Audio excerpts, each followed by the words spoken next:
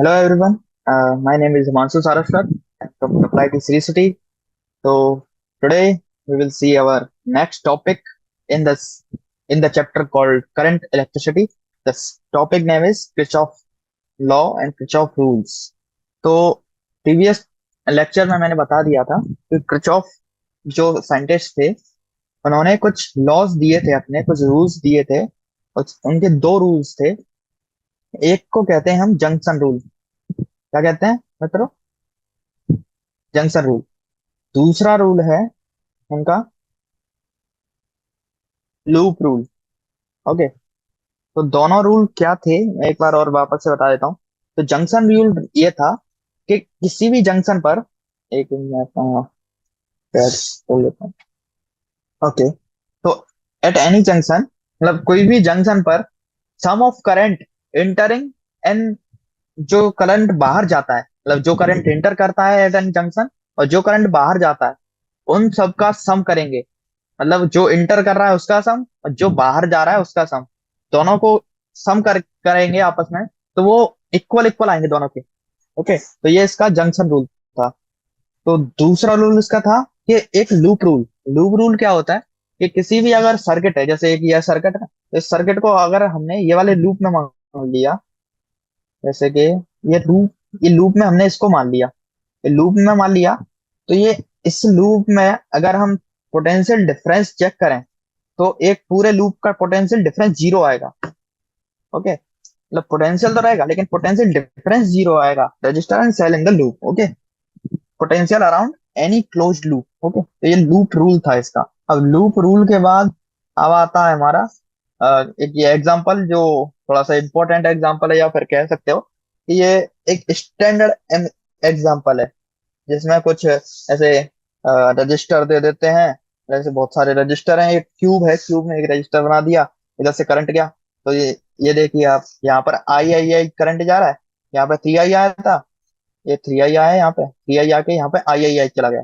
अब यहाँ पर जो आई आया था, let me search for let me search for this photo. तो वो एग्जांपल, हाँ ये था वो एग्जांपल। कोई अच्छा सा और मिल जाए तो भी देख लें। हम्म, हाँ चलो, ये वाला मिल गया। तो इसको हम करते हैं कॉपी,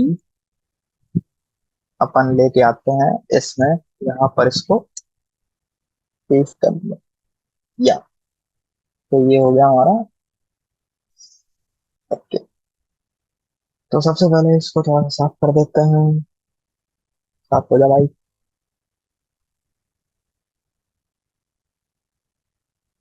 ओके, और हाँ, इसके साइज को और थोड़ा सा बढ़ा दो ताकि अच्छे से समझ सको आप।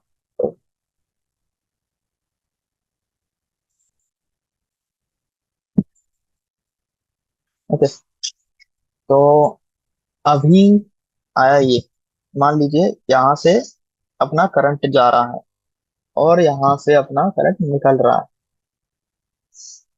क्या हुआ? यहाँ से आ रहा है, यहाँ से जा रहा है। तो और एक ऐसा एक सर्किट और मान लेते हैं इसमें। सॉरी, इसको किसी अलग कलर से बनाएंगे वरना थोड़ा सा दिखने में अच्छा नहीं लगेगा।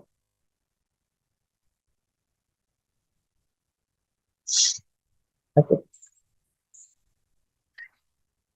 ये एक वायर मान लिया हमने। वायर में यहाँ पे एक कुछ लगा दिया है और ये इससे कनेक्ट कर दिया है। सही है ना डायग्राम? हाँ, यही डायग्राम है। तो यहाँ पे 10 वोल्ट, 10 वोल्ट की बैटरी है, तो 3 आई इसमें करंट जा रहा है। ओके, ये है 10 वोल्ट की बैटरी और यहाँ पे 3 आई ये करंट जा रहा है। ओके,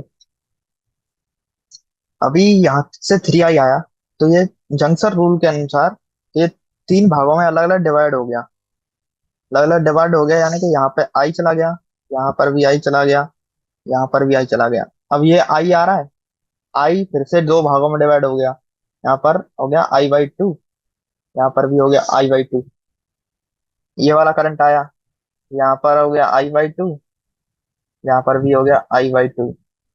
ये गया, यहाँ पर भी हो गया I/2, यहाँ पर भी हो गया I/2। अब देखते हैं यहाँ, ये आ रहा है I/2, ये भी आ रहा है I/2, I/2 आई हो गया। ये आया यहाँ से, ये आया यहाँ से, यहाँ पर भी आई हो गया, ये गया I/2, ये गया I/2, यहाँ पर आई हो गया। ठीक है, ये वाला I/2 आ रहा है, यहाँ से भी I/2 आ रहा है। तो इसका सम करेंगे तो इधर आ जाएगा जितना भी। एट द फाइनल, इधर से आई था, इधर से आई था, इधर से आई था, तो इधर 3i वापस से हो गया, ये 3i वापस से हो गया। तो ये हमारा डिस्ट्रीब्यूशन हो गया करंट का। ओके, ये करंट का डिस्ट्रीब्यूशन हो गया। तो इसमें क्या निकालना था कि 12 रेसिस्टर लगे हुए हैं, battery 10 volt and negligible internal resistance is connected across the diagonal opposite corners of cubical network consists of 12 resistors each of 1 ohm। तो हर मतलब जो भी है, हर रेसिस्टर 1 ओम का है। Determine the equivalent resistance of network and the current along each edge of cube. तो क्या निकालना है, डिटरमाइन इक्विवेलेंट रेसिस्टेंस। तो सबसे पहले इक्विवेलेंट रेसिस्टेंस निकालना है। इक्विवेलेंट रेसिस्टेंस के लिए आपको पता ही होगा कि मतलब एक इसका एक डायग्राम बनाना पड़ेगा जिससे हम अच्छे से डिटरमाइन कर सकें इसको, एक 2D फिगर में ला सकें। ये 3D फिगर है ना अभी, इसको 2D फिगर में ला सकें उसके लिए। और क्या निकालना है, and current along each edge of cube. तो सबसे पहले ऐसा करेंगे हम कि इसका सारा का सारा रजिस्टर निकाल लेंगे, इक्विवेलेंट रेजिस्टेंस। और 10 वाट हमें पता है, तो इससे करंट आ जाएगा 3i। अब 3i का वैल्यू हमें मिल जाएगा, 3i का वैल्यू मिल जाएगा, तो आई मिल जाएगा, I/2 मिल जाएगा। ओके, तो ये हमारी स्ट्रेटजी है। इसको हमें इक्विवेलेंट रेजिस्टेंस निकालना है। इक्विवेलेंट रेजिस्टेंस कैसे निकालें, तो इक्विवेलेंट रेजिस्टेंस निकालने के लिए इसकी कुछ ट्रिकें होती हैं। ये आपको अगर ए एंड ए डी, ये तीनों पाथ सेम है और तीनों पैरेलल हैं, क्योंकि अलग अलग करंट डिवाइड हो रहा है ना, तो इसको करंट डिवाइड से भी हम इक्विवेलेंट रेजिस्टेंस बना सकते हैं। ओके, तो जैसे इधर करंट गया आई, इधर गया आई, इधर गया आई, तो ये आई फिर से और टूट जाएगा, I/2 I/2 I/2। मतलब यहाँ पर पैरेलल और मतलब इसको हम इस तरह से दे सकते हैं। इधर गया, अरे, किधर गया, ये रहा। तो इसको हम ऐसे देख सकते हैं, ये आया 3i, ये 3 पार्ट में डिवाइड हो गया। अब 3 पार्ट फिर से इसके दो दो पार्ट में डिवाइड हो गए, ये फिर से दो दो पार्ट में डिवाइड हो गए, ये दो दो पार्ट मिलके फिर से एक पार्ट बन गए, ये तीन तीन पार्ट हो गए थे ना। ये फिर से, अब यहाँ पर भी एक रेसिस्टर है, यहाँ पर रेसिस्टर है, यहाँ पर रेसिस्टर है, ये भी रेसिस्टर रेसिस्टर रेसिस्टर रेसिस्टर, ये रेसिस्टर, ये भी रेसिस्टर, ये भी रेसिस्टर। ओके, तो ये रेसिस्टर हो गए अपने। तो सबसे पहले हमें इसका इक्विवेलेंट रेसिस्टेंस, तो ये 1 है, ये भी 1 है, सारे 1 है। तो अब 1 1 निकालना है, तो इसका हो जाएगा 1/2, क्योंकि ऐसा होता है ना पैरेलल में, 1/R equivalent equal to 1/R1 plus 1/R2।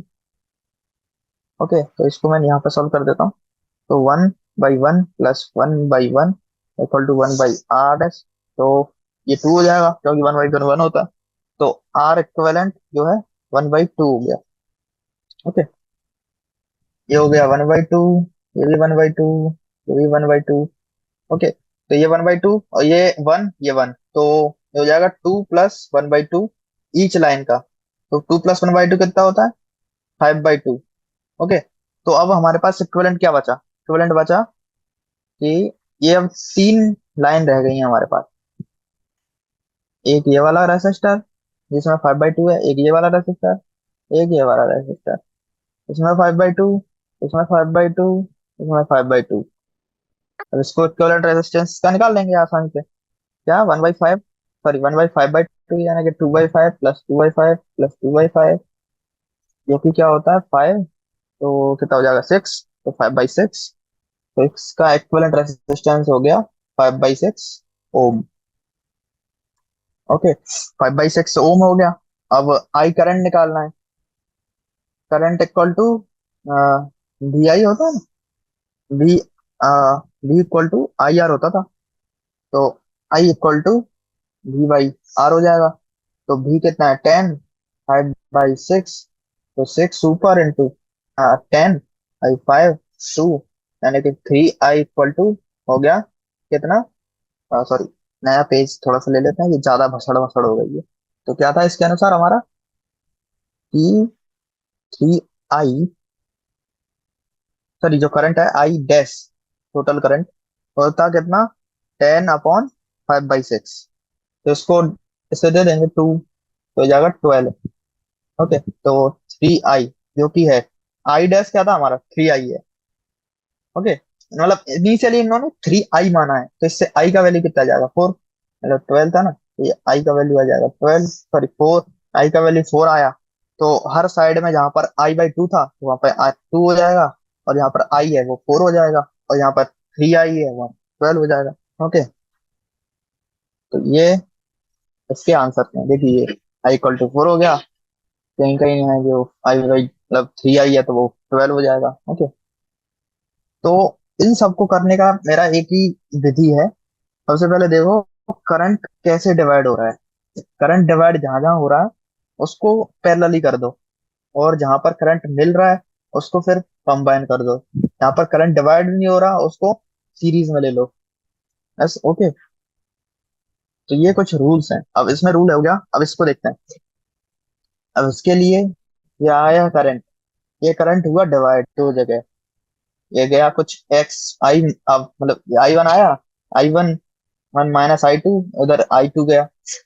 तो इसको ऐसे कर सकते हैं, इसको ये अभी ठीक है, अभी ठीक है। तो ये देखो, ये आया इधर, माना इधर से ये कुछ 10 वाट का बैटरी, तो ये माना एक कुछ भी 10 वाट का बैटरी है, और ये निकला हमारा i1। i1 गया सबसे पहले, i1 टूटा, टूटा यानी कि पैरेलल, ये पैरेलल कर दिया। अभी ये है, इसको मानते हैं अपन, ये माना i2, और ये वाला जो है इसको माना i1 - i2। तो अब i2 जा रहा है, i2 जा रहा है, i2 जा रहा है। अभी i2 क्या हुआ इधर से, हाँ इधर से एक i3 भी आ रहा है, i3 आ रहा है। ओके, तो i2 गया कहीं से, और कहीं आके ये दो पॉइंट मिले, मतलब कहीं इसका पैरेलल कॉम्बिनेशन और हुआ होगा, तो यहाँ पर मिला, ये मिलके हो गया i3। ओके, तो इस तरह से आपको इसको देख के अच्छे से इसको तैयार कर लेना है। ओके, तो इसमें इक्विवेलेंट रेजिस्टेंस आप इजीली निकाल सकते हो ऐसे क्वेश्चंस में। थोड़ी सी बस प्रैक्टिस लगेगी, जितना ज्यादा प्रैक्टिस कर सकते हैं उतना ज्यादा कीजिए। एक maybe I am advising you to buy और purchase Cengage called book, Cengage मतलब सिंगेज नाम होता है उसका, सिंगेज बालाजी मतलब प्रकाशन की आती है वो। तो उसकी फिजिक्स की बुक ले सकते हैं क्लास 12 करेंट के लिए, उसमें बहुत अच्छे अच्छे एग्जांपल्स हैं जिससे आप इसको ऐसे क्वेश्चंस को आसानी से बना सकते हैं। ओके, तो उसके बाद नेक्स्ट हमारा टॉपिक है, जो लास्ट टॉपिक है एक्चुअली, व्हीट स्टोन ब्रिज। तो जैसा कि इसका नाम लग रहा है कि कुछ ब्रिज ब्रिज होगा जिसमें से ऐसे यात्री ये पास करते होंगे यात्री, तो ये ब्रिज जैसा ही होता है, बस इसमें से कोई पास नहीं कर पाता। ओके, जैसा कि ये मान लीजिए, एक एग्जांपल देता हूँ। हाँ,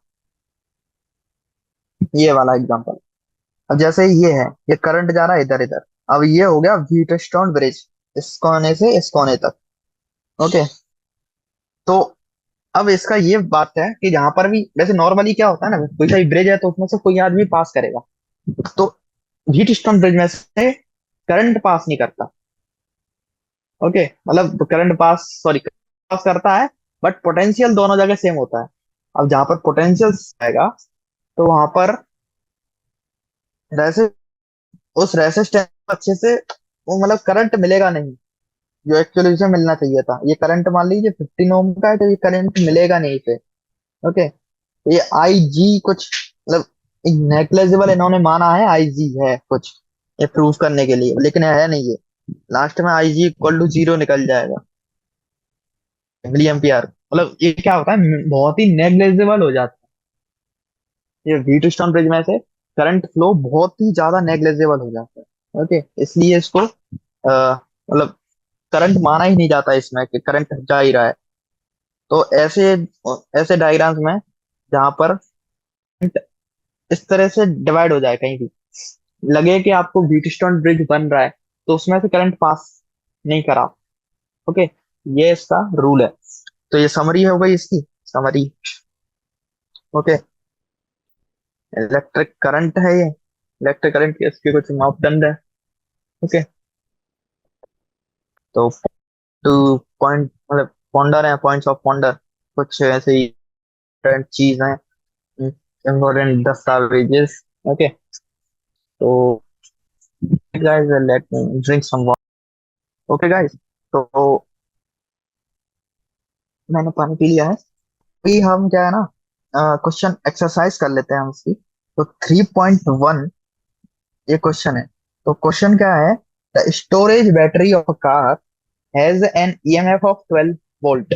तो एक बैटरी है कार की, उसमें 12 वोल्ट ईएमएफ है। ईएमएफ मतलब electromotive force. Okay, resistance of battery is 0.4 ओम। अगर इंटरनल रेजिस्टेंस 0.4 ओम है, okay, what is the maximum current that can be drawn from the battery. मतलब अगर इंटरनल रेजिस्टेंस 0.4 ओम है, तो what is the max that can be drawn from the battery.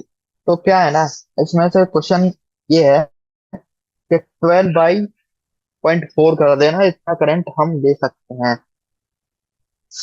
Okay, तो अगर हम इसको वैसे पहले ऐसा कर देते हैं। हाँ, ओके, तो थोड़ा सा नीचे खिसका देते हैं ताकि हमें अच्छा खासा एक पेज मिल जाए। ओके, तो पहला क्वेश्चन है कि एक कार की बैटरी है, इसमें वोल्टेज या फिर ईएमएफ है 12 वोल्ट। इसको ऐसे इससे डिफाइन कर देते हैं।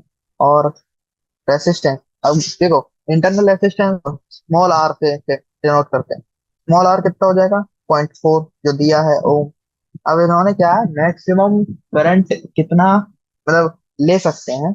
अब मैक्सिमम करंट कितना ले सकते हैं, जब क्या है ना, बाहर कोई रेसिस्टेंस ही ना हो, उस समय एकदम ज्यादा करंट आएगा। तो मतलब केवल यही करंट, यही रेसिस्टेंस है अपने पास, तो इसी को रेसिस्टेंस को हम आधार मानकर 12/0.4 कर देंगे, जिससे 120 divide by equal to 30 ampere. इसमें से हम करंट ले सकते हैं मैक्सिमम, इससे ज्यादा नहीं ले सकते, क्योंकि इससे ज्यादा ले ही नहीं सकते हैं मतलब। ओके, तो अब आते हैं हम अपने 3.2 क्वेश्चन।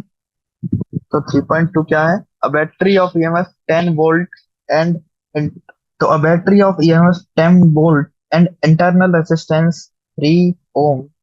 तो क्या है, एक बैटरी है, बैटरी का ईएमएफ है 10 वोल्ट, और इसका रेसिस्टेंस है, इंटरनल रेसिस्टेंस है 3 ओम, is connected to a resistor. If the current in the circuit is, अगर करंट सर्किट में करंट 0.5 एम्पियर है, what is the resistance of the resistor, what is the terminal voltage of the battery when the current is closed। तो क्या पूछा है सबसे पहले, what is the term क्या है, what is the resistance of the resistor. तो एक एक्स्ट्रा रेसिस्टेंस इसमें लगा हुआ है। ओके, तो एक एक्स्ट्रा रेसिस्टेंस में लगा हुआ है, तो उस एक्स्ट्रा रेसिस्टेंस को हमें निकालना है। तो आपने एक फॉर्मूला याद होगा, मैंने आपको लिखवाया भी था, कि I equal to E by R plus R. ये एक फॉर्मूला होता है आई करंट निकालने का, जब इंटरनल रेसिस्टेंस अगर बैटरी में दिया हो तो हमारे पास क्या है ना, करंट दिया है 0.5 ohm plus, sorry, equal to 10 volt, मतलब वो दिया है। आर नहीं दिया, और 3 है। ओके, तो एक्सटेंड करेंगे इसे, तो R plus 3 equal to 10/0.5, that is 20। तो R equal to 17 ampere, sorry ohm, ये हमारा रेसिस्टेंस आ गया। ओके, अगर अ, अब नेक्स्ट चीज निकाल लेते हैं। नेक्स्ट क्या निकालना है हमको, voltage of the resistor. Okay, तो टर्मिनल वोल्टेज कैसे निकालते हैं, टर्मिनल वोल्टेज निकालने के लिए केवल फॉर्म इस फॉर्मूले का यूज करना होता है। V इक्वल टू आई, जहाँ पर हमें करंट मिल जाता है कभी एक सीरीज में करंट, सीरीज में पूरे सर्किट में करंट सेम रहता है। ओके, तो वोल्टेज निकालना है। V इक्वल टू आई कितना है, आई है हमारा 0.5 इंटू आर है 17, यानी कि इससे 1/2 से डिवाइड दे देते हैं तो क्या आएगा 8.5, 8.5 वोल्ट। ओके, तो ये इस तरीके से बहुत सिंपल सिंपल क्वेश्चन होते हैं।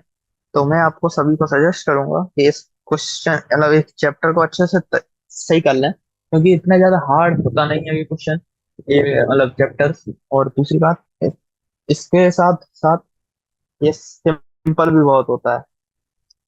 तो प्लीज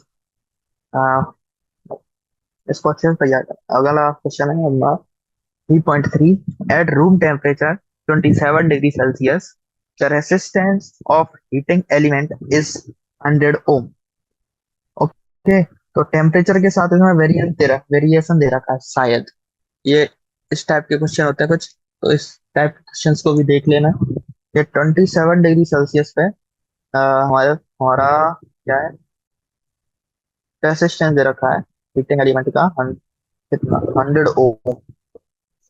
तो नॉर्मल टेम्परेचर पे है 100 ओम। When the temperature of the element, if the resistance is found to be, what is the temperature? Okay, तो टेम्परेचर बढ़ाया होगा कुछ, x कर दिया टेम्परेचर, तो उस टाइम पे x करने पर 117 ओम ये बढ़ गया। तो टेम्परेचर हमें निकालना है, और given the temperature coefficient of the material, temperature coefficient भी दिया हुआ है। तो ये चीजें हमारे पास दे रखी हैं। टेम्परेचर कोफिशिएंट कितना है, 1.7 टू 10 पावर -4। ओके, तो ये चीजें हमारे पास दे रखी हैं। अब हमें सीधा का सीधा इसको निकालना है। ओके, ओके, तो क्या करें, सबसे पहले मतलब कुछ कुछ चीजें जो दे रखी थी हमारे, वो आ गई हैं। तो अब इसके कुछ फॉर्मूले होते हैं, मतलब इस चैप्टर में क्या ना, एक आपको अच्छे से फॉर्मूले याद कर ले। फॉर्मूले क्या है ना, बहुत अच्छा रोल निभाते हैं आपके क्वेश्चंस को कराने के लिए। एक फॉर्मूला था, आप अगर ऊपर जाओगे तो ये फॉर्मूला आपको मिलेगा जरूर। तो ये टी है, T1 - T। अच्छा, तो ये फॉर्मूला होता है। तो वो T1 - T, जो टेम्परेचर हमें निकालना है, R1 - R अपॉन में जो R दे रखा है, R अल्फा। ओके, तो ये चीजें हमें निकालनी है। टी डैश हमें निकाल, T dash equal to R1 - R upon R alpha plus T. ये चीजें हमें निकालनी है। अब ये चीजें निकालने के लिए क्या है, आर डैश कितना है 117, मतलब -100 करेंगे तो 17 आ जाएगा, अपॉन में 100 और अल्फा इंटू सॉरी प्लस 27। ठीक है, तो ये चीजें करके सीधा का सीधा हम उसका आंसर निकाल लेंगे, जो कि कितना निकलेगा 1027। ओके, तो अल्फा कितना था, ये 1.7 है ना, तो 10 पावर -4, तो -4 ऊपर जाएगा तो 10 पावर 4 हो जाएगा। 10 पावर 4 ये कटेगा, 10 पावर 2 1.7, तो ये 10 बार जाएगा। ओके, तो 1000 आया ये। ओके, 1000 + 27, दैट इज कितना, 1027। तो इतना ज्यादा अगर आपको ये कैलकुलेशन थोड़ी सी समझ नहीं आई तो इतना ज्यादा इसमें होने की जरूरत नहीं है, कैलकुलेशन तो कोई भी कर सकता है सिंपल। मैंने थोड़ा थोड़ा फास्ट किया है, क्योंकि कैलकुलेशन एक ऐसी चीज है बेसिक, जो मैं समझता हूँ कि सबको आती होगी अच्छे से। और अगर आप जेई की तैयारी कर रहे हैं तो आपको आना भी चाहिए, अदरवाइज तो मुझे नहीं लगता। ओके, तो 3.4, अब हमारा क्वेश्चन नेक्स्ट। ओके, पता है, थोड़ा सा रिग्रेट जरूर होता है कि जब मैं पढ़ता था तब मेरे को समझ नहीं आता था, अब मेरे को अच्छे से समझ आ रहा है। कभी कभी लगता है कि अब कर लूँ ड्रॉप, लेकिन कुछ का कोई फायदा नहीं है। बात अब चिड़िया चुप को, ये तो क्या ही। तो 3.4, a, a negligible small current is passed through a wire length 15 meter and uniform cross section तो क्या है ना, एक वायर है 15 मीटर का, और क्रॉस सेक्शन एरिया है उसका 6 × 10⁻⁷मीटर square, and it's resistance measured to be 5 ohm. What is the resistivity of the material, temperature of the resist या resistivity of the material at the temperature of the experiment. Okay, तो क्या है ये, मैंने आपको एक फॉर्मूला बताया था आर के लिए, रेसिस्टेंस के लिए क्या होता है, रेसिस्टिविटी L/A। ओके, तो रेसिस्टिविटी के लिए क्या हो जाएगा, R × A/L। यहाँ पर आर है रेसिस्टेंस, एरिया है ए, एंड लेंथ है एल। ओके, तो इसमें सारी चीजें पुट कर दीजिए। पहला है रेसिस्टेंस कितना है, 5 × 6 × 10⁻⁷ अपॉन में 15, 3, 2, या 2 × 10⁻⁷ प्लस, ये आ गई resistivity. Okay, 3.5। A silver wire has a temperature of 2.1 ohm at 27 degrees Celsius and a resistance of 2.7 ohm at 100 degrees Celsius. Determine the temperature coefficient of the resistivity of silver. Okay, तो अब इसके लिए क्या करें, इसके लिए क्या करते हैं अपन, इसके लिए जो फॉर्मूला था, मतलब टेम्परेचर कॉफिशिएंट का, R1 - R T1 - T, इसका यूज कर लेंगे। तो पहला टेम्परेचर कितना है, पहला है 2.1 और 2.7, 2.7 - 2.1 अपॉन में 2.1, टेम्परेचर कितना है 27, 100 से मतलब 27 से 100 हो रहा है, 27.5। तो इसको जो भी है डिवाइड वो देके एकदम, ये 0.6 आ जाएगा ऊपर, ये 2.1 इंटू, ये भी कुछ कितना आ सकता है, ये आएगा 72.5, 72.5। तो इन दोनों को मल्टीप्लाई दीजिए, डबल कर देंगे, और कुछ आंसर अपना आ जाएगा। Check for the answer. इसका आंसर आएगा 0.0039। ओके, तो ये हो गया हमारा 5th क्वेश्चन। अब आते हैं अपने 6th क्वेश्चन पर। 6th क्वेश्चन क्या है, 6th है, heating element using nichrome connected to a 230 volt supply draws a initial current of 3.2 ampere, which settle after a few seconds to a steady value of 2.8 ampere. What is the steady temperature of the heating element if the room temperature is 27 degrees Celsius and temperature coefficient of resistivity of nichrome averaged over the temperature over range involved is 1.7 into 10⁻⁻⁴। तो इतनी सारी चीजें, उल्टी सीधी चीजें दे रखी हैं, इनमें से काम की चीजें आप मतलब बाहर निकाल लीजिए। जैसे कि supply 230 volt, initial current to 3.2, steady current इतना। ओके, तो ये सारी चीजें निकाल के इसको सॉल्व कर लीजिए।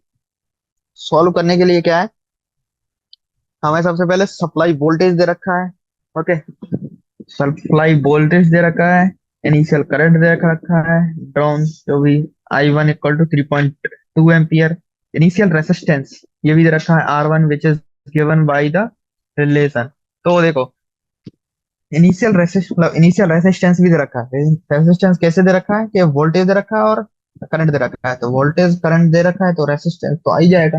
तो steady state value of current, तो I2 कितना हो जाएगा 2.8 ampere. Okay, resistance at steady state R2 which is given as, so R2 equal to 230/2.8, that is 82.14 ohm। Okay, तो मतलब क्या था, स्टेडी स्टेट पर करंट दे रखा था, तो इससे रेसिस्टेंस भी आ जाएगा कम। ठीक है ना, वोल्टेज तो सप्लाई सेम है, तो 230/3.2 जो कि करंट है, यानी कि हमारे पास इनिशियल रेसिस्टेंस सॉरी, जो रेसिस्टेंट एट स्टेडी स्टेट भी मिल जाएगा, दैट इज 82.14। तो इसमें क्या है ना, अब करंट टेम्परेचर चेंज भी हुआ है कोफिशिएंट से। तो इनिशियल टेम्परेचर 27 डिग्री सेल्सियस था, और स्टेडी स्टेट पर T2 मान लेते हैं। तो अब हमारे पास ये सारी चीजें कहाँ पर पहुंच गई? ये सारी चीजें अभी प्रीवियस वाले जो हम एग्जांपल किया है इस फॉर्मूले पर पहुंच गई हैं। अल्फा दे रखा है, R1 R2 हमने निकाल लिए हैं, ये R निकाल लिया है, T1 T2 निकाल लिए हैं, नहीं सॉरी, इनमें से शायद T1 निकालना है हमें। ओके, तो T1 निकाल लेंगे। T1 निकालने के बाद अपना आंसर आ जाएगा जो कि हमें चाहिए था। अब आते हैं ये वाला चीज जो दे रखा है। ओके, तो इसमें क्या निकालना है? Determine the current in each branch of the network shown in the figure. तो ये सब निकाल लेते हैं। तो ये सब निकालने के लिए क्या जरूरत है हमें, ये देख लेते हैं क्या क्या चीज की जरूरत है। तो ये देखिए, तो ये हमारी बैटरी, बैटरी गई। अरे क्या हो गया? अरे यार, तो ये है बैटरी 10 वोल्ट की। ये है अपना नेक्स्ट रेसिस्टेंस 10 वोल्ट का, सॉरी 10 ओम का। अब नेक्स्ट आया, यहाँ पर ये डिवाइड हुआ, करंट डिवाइड हुआ। पहले इसमें गया 10 ओम, इसमें भी गया, इसमें गया 5 ओम। ओके, अब एक चीज आपको मैं बता देता हूँ कि ये है क्रिचॉफ, सॉरी, व्हीटस्टोन ब्रिज। तो इस जी जो लाइन है ना, इसमें करंट जाएगा ही नहीं, जाएगा तो बिल्कुल नेग्लेजिबल जाएगा, तो इसको नेग्लेजिबल मान के एकदम हटा सकते हैं। तो इसको भूल जाइए कि यहाँ पर एक रेसिस्टेंस भी है। मैंने जो बताया था ना रविटेस्टन रेज, इसमें एकदम हटा दीजिए इसको। तो अब इसको हटा देंगे, तो ये बन जाएगा जो अगला वाला रेसिस्टेंस है ना, 5 ओम वाला, वो भी इधर आ जाएगा। इसमें 10 ओम वाला है, वो इधर आ जाएगा, ये जुड़ जाएगा, ये ऐसे। तो मतलब देखो, ये 10 था, 10 आगे चल के 5, ये मतलब ये सीरीज में है तो डायरेक्ट जुड़ जाएंगे। ये तो हटा ही दिया एकदम। ओके, तो ये फाइनल हो जाएगा अपना, ये हो जाएगा 15, ये भी हो जाएगा 15 ओम। ये है एक यहाँ पर वोल्ट, एक रेजिस्टेंस दे रखा है, ये 10 दे रखी है, ये भी 10 ओम का है। तो फिर 1/15 प्लस 1/15 यानी कि 2/15, 15/2 यानी कि 7.5, इन दोनों का रेजिस्टेंस हो गया। तो 7.5 प्लस 10 यानी कि 17.5, और ये है अपना 10, तो 10/17.5, ये आया हमारा अ, ये आया हमारा करंट। ओके, तो ये करंट आ गया। अब करंट को ऐसे डिवाइड करना है, तो पहले वाला यहाँ पे गया। अब देखो, करंट क्या है ना, रेजिस्टेंस के इनवर्सली डिवाइड होता है। जैसे अ, ये यहाँ पर 10 ओम है ना, तो यहाँ पर 10 ओम है, तो ये रेशियो क्या है इसका? रेशियो क्या है इसका? 2/1 है ना इसका रेशियो। जैसे एक पार्ट, सॉरी 2/3 है, ये 2/3 है, ये 1/3 है। तो करंट इसमें अपोजिट जाएगा, इसमें 2/3 करंट जाएगा, इसमें 1/3 करंट जाएगा। ओके, तो इस तरह से है ये। तो अब आते हैं अपने नेक्स्ट क्वेश्चन 3.8 पर। 3.8 की ओर आते हैं हम। तो 3.8 में, 3.8 क्वेश्चन क्या है सबसे पहले तब देखते हैं। A storage battery of EMF 8.0 volt and internal resistance 0.5 ohm is being charged by 12 volt supply। DC supply है, ये डीसी करंट दे दिया बताओ। ओके, तो बैटरी है एक 8.0 वोल्ट की, एंड इंटरनल रेसिस्टेंस दे रखा है, और is being changed to 120 volt DC supply using series resistor of 15.5 ohm। What is the terminal voltage of the battery during changing? What is the purpose of having a series resistor in the changing current? तो question मेरे हिसाब से आप clear हो गया होगा कि क्या ही क्वेश्चन है। वैसे तो क्या ही क्वेश्चन है, अब लगता है कि क्या क्वेश्चन है। उस टाइम पर ये भी थोड़े से डिफिकल्ट लगते थे, क्योंकि मैंने इनको गलती से या फिर कुछ भी कह लो, मैंने पढ़ा नहीं था। तो क्या है ना, एक क्वेश्चन सीधा का सीधा है। एक बैटरी है, उसमें एक इंटरनल रेसिस्टेंस है, उसको चेंज कर दिया है डीसी में। तो डीसी में चेंज मतलब डीसी सप्लाई चेंज बाई है 120 DC supply using a series resistor. मतलब सीरीज रेसिस्टर है ना, 15.5 ohm. What is the terminal voltage of terminal battery during this changing? Okay, तो ये सारे क्वेश्चन सिंपल होते हैं। ओके, तो जहां तक इसमें देख लिया कि करंट बैलेंस करना है, सीधा का सीधा करंट बैलेंस करने से ये आंसर आ जाएगा। तो ये देखो, इसमें वोल्टेज चेंज करा रहा है और करंट रेजिस्टेंस चेंज करा रहा है, यानी कि करंट दोनों में सेम होगा। तो करंट सेम कराने वाला फॉर्मूला जो भी होता है, तब करंट सेम कर देना वी भाई आर इक्वल टू वी भाई आर। तो आंसर इसका आ जाएगा। ओके, तो next question 3.9, the number density of free electron in copper conductor estimated in example 3.1। तो 3.1 कोई एग्जाम्पल होगा, तो उसके हिसाब से इन्होंने एक क्वेश्चन दिया है। मैं ढूंढने की कोशिश कर रहा हूँ 3.1 क्या है। ओके, तो वेट फॉर मिनट गाइस, 3.1 देख लेते हैं क्या है, फिर हम भी देखें कि 3.1 में ऐसा है क्या जो ये रेफर कर रहे हैं। ओके, तो नंबर डेंसिटी कुछ नहीं है 3.1 में। तो अब बात है, number density of free electron in a copper conductor estimated in example 3.1 is 8.5 into 10 power 28 meter minus 3. How long does an electron take to drift from one end to of a wire 3.0 meter long to its other end? The area of cross section of wire 2.0 into 10 power minus 6 meter square, and it is carrying a current 3. Okay, तो क्या क्या हमें दिया गया है?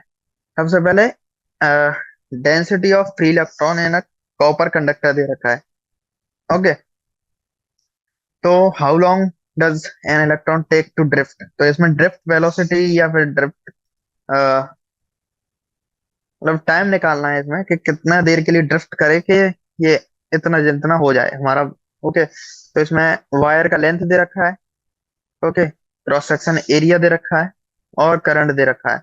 यानी कि resistivity अगर मिल जाए तो हम इसका वोल्टेज निकाल सकते हैं। ओके, तो number of density of free electron in copper conductor दे रखी है कितनी, ये लिख लेते हैं थोड़ा सा। कितनी दे रखी है? ये दे रखी है n equal to 8.5 into 10 power 28 metre minus 3। Okay, और क्या दे रखा है? और है लेंथ ऑफ कॉपर वायर कितना 3 मीटर। ओके, और कितना दे रखा है? Area of cross section, area of cross section कितना है 2 into 10 power minus 6 metre square. Okay, और करंट भी दे रखा है, करंट कितना है 3 एम्पियर। तो आपने एक फॉर्मूला पढ़ा होगा कि current carried by wire, current carried by wire क्या होता है? ये होता है आई इक्वल टू एन, जो कि इलेक्ट्रॉन डेंसिटी है, ए ई एंड वी डी, मतलब ड्रिफ्ट वेलोसिटी। तो इससे हम ड्रिफ्ट वेलोसिटी, अरे यार, इससे हम ड्रिफ्ट वेलोसिटी अपनी निकाल लेंगे। ओके, तो ये 3 दे रखा है to, sorry equal to N दे रखा है आई। ओके, तो ये सारी चीजें हमारे पास दे रखी हैं। तो इससे हम E equal to electric charge दे रखा है, मतलब जो इलेक्ट्रिक चार्ज कितना होता है नॉर्मली 1.6 × 10 पावर कूलम। तो इसका हम यूज करेंगे। ये कुछ एसेंशियल चीज होती है। Equal to length of wire upon time taken to cover. तो ये कितना होगा? लेंथ ऑफ वायर कितनी है 3 metre upon time taken to cover. Okay, तो आई इक्वल टू क्या हो जाएगा? आई इक्वल टू हो जाएगा n A e l by t. तो ये है मतलब ये ड्रिफ्ट वेलोसिटी है। वेलोसिटी क्या होती है? मतलब डिस्टेंस अपॉन टाइम, तो वही है ये। डिस्टेंस 3 मीटर अपॉन टाइम, तो ये L/T। ओके। तो इसका यूज करके हम अपने अपना क्या निकाल लेंगे, टाइम। तो टाइम कैसे निकालेगा? टाइम निकलेगा आई, जो कि 3 है, इक्वल टू एन, जो भी दे रखा है बड़ा सा नंबर, ए दे रखा है, ई दे रखा है, एल दे रखा है, टी। तो टी को इधर लाएंगे, आई को इधर ले आएंगे। फाइनली अपना आंसर कितना आ जाएगा? T equal to 2.7 into 10 power 4 second. ये आ जाएगा हमारा फाइनल आंसर। कितना टाइम लगेगा उसे। ओके। तो इसी के साथ हमारी ये एक्सरसाइज समाप्त हुई है।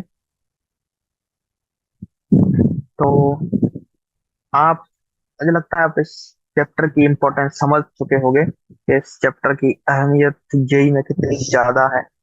तो उसी के अनुसार इसकी तैयारी करें आप। तैयारी में एक चैप्टर क्या है ना, एक तो सिंपल चैप्टर है, उसका वेटेज ज्यादा है। इसकी मतलब इसको तैयार करने के लिए ज्यादा कुछ नहीं चाहिए, बस थोड़ी सी प्रैक्टिस, थोड़ी सी ज्यादा प्रैक्टिस, थोड़ी सी तो कम बोला, थोड़ी सी ज्यादा प्रैक्टिस, और बस प्रैक्टिस। प्रैक्टिस करो और सिंपल क्वेश्चन आते हैं, क्वेश्चन सिंपल आएंगे, और स्कोर करोगे तुम जरूर से जरूर, ऐसे क्वेश्चन हो। तो अ, इसी के साथ मैं इस चैप्टर इसको खत्म करता हूँ। और नेक्स्ट लेक्चर में शायद हम अपना कुछ नया पढ़ेंगे, कुछ नई चीज पढ़ेंगे, नई नई चीज को एक्सप्लोर करेंगे। तो मैं आशा करता हूँ आप सब अच्छे से पढ़ रहे होंगे, और अच्छे से मेहनत करो, और किसी बड़े आईआईटी या फिर किसी एनआईटी या फिर ट्रिपल आईटी ऐसे कॉलेजों में अपना एडमिशन लीजिए, और देश का जो भविष्य है उसको अपने हाथों में लीजिए। ओके। तो बाय गाइस, जय सिया राम।